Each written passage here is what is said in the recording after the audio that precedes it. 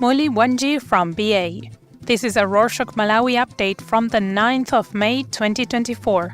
A quick summary of what's going down in Malawi. The 2023-2024 rainy season is coming to an end, but the Department of Climate Change and Meteorological Services, or DCCMS, said Lake Malawi might continue swelling because 50% of its catchment area is in Tanzania. Tanzania, like other East African countries, is experiencing heavy rains. Lucy Mtilatila, the director for DCCMS, told local news that districts in the north, like Chitipa and Kalonga, might continue receiving rainfall. On the bright side, she said that the recent cyclone Hadaya, which hit Tanzania, will not affect Malawi because it has weakened. The Reserve Bank, or RBM, lost nearly 540 billion kwacha, or a little over $310 million in the 2023-2024 financial year, mainly due to losses related to foreign exchange rates. Mark Lungu, the spokesperson for the RBM, told local media that the Treasury gave the RBM a promissory note worth 600 billion kwacha, or $345 million, to make up for the loss. He said the funds will help restabilize the central bank. Local news outlets revealed that the RBM has been registering losses for a while now due to forex rate losses, kwacha devaluations, and repeated depreciations, despite registering profits and asset growth. It seems the bank is struggling to keep up with the economic shocks. Speaking of the RBM, on Friday the 3rd, the central bank hiked its liquidity reserve requirement, or LRR, ratio on domestic deposits, and local banks responded by raising their lending rates to 25%. The LRR is what the RBM requires local banks to store at the central bank at the end of the day. The RBM said they had to raise their LRR to meet the market's growing money supply.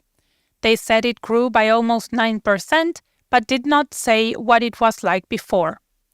Since Monday the 6th, commercial banks, including the National Bank and Standard Bank, announced their new lending rates effective immediately. Godwin Ngoma, the Manufacturing Committee chairperson for Malawi's Confederation of Chambers of Commerce and Industry, said they are yet to calculate the impact of the adjustment. However, he said they feel the bank's adjustments came a little too quickly. Saulos Chilima, the vice president, had all his corruption charges dropped. The Anti-Corruption Bureau arrested him in 2022 and accused him of asking for a bribe from Zuneth Sattar, a UK-based businessman, to facilitate the awarding of government contracts to Sattar's companies. He was out on bail. But on Tuesday the 7th, Judge Redson Kapindu confirmed that the government ordered the court to dismiss Chilima's case immediately because Masauko Chamkakala, the Director of Public Prosecutions, issued a certificate of discontinuance for Chilima's case.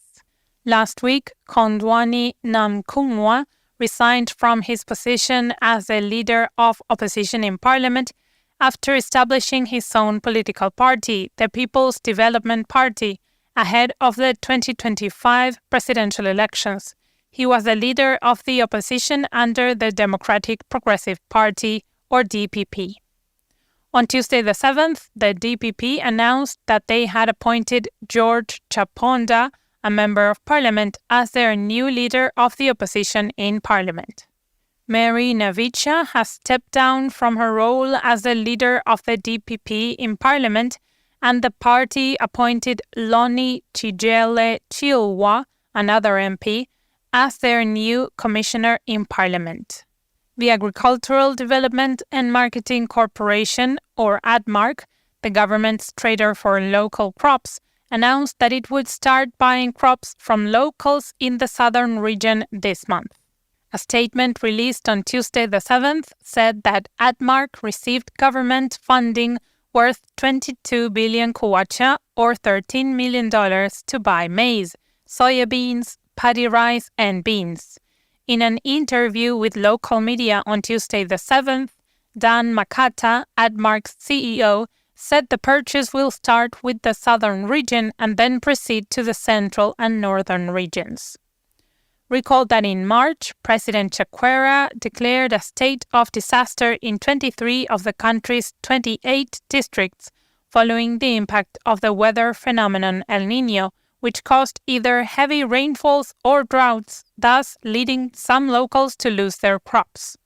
To support the affected households, the country needs 600,000 metric tons of maize.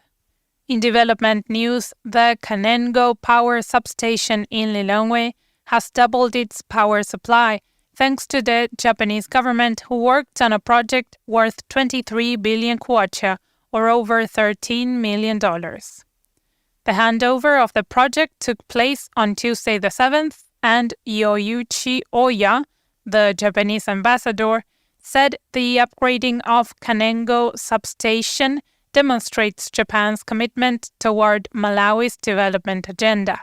The project will help the Electricity Supply Corporation to connect more customers to its power grid.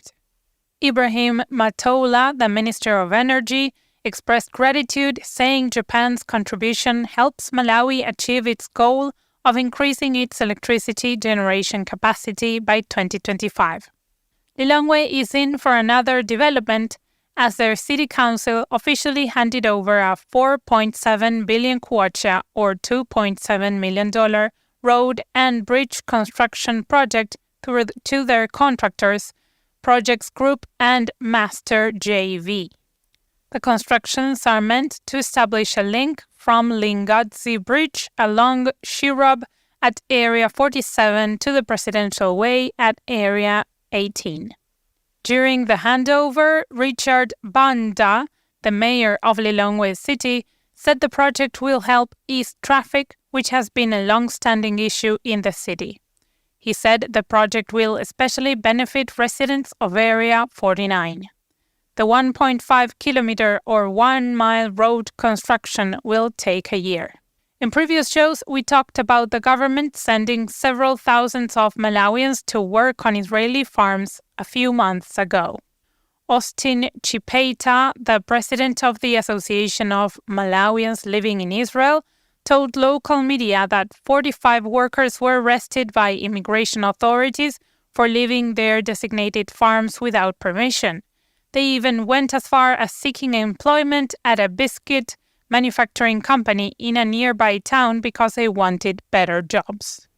On Wednesday the 8th, Moses Kunkuyu, the Minister of Information and Digitalization, said the Israeli government has since deported the youths back home. He said that the first group of 4 arrived in the country on Tuesday the 7th, and the remaining ones will arrive during the course of the week. The 3rd of May is World Press Freedom Day. This year, the theme was Guardians of Democracy, championing media independence for credible elections. On Saturday the 4th, local journalists gathered in Mangochi Township to celebrate the day. The celebrations kicked off with a freedom march from the Puma filling station to Fort Johnson Hotel, followed by a debate on media freedom and a gala dinner and awards ceremony. One of the highlights was Moses Kunkuyu, the information minister, joining the march, which can be seen as a sign of solidarity with the media.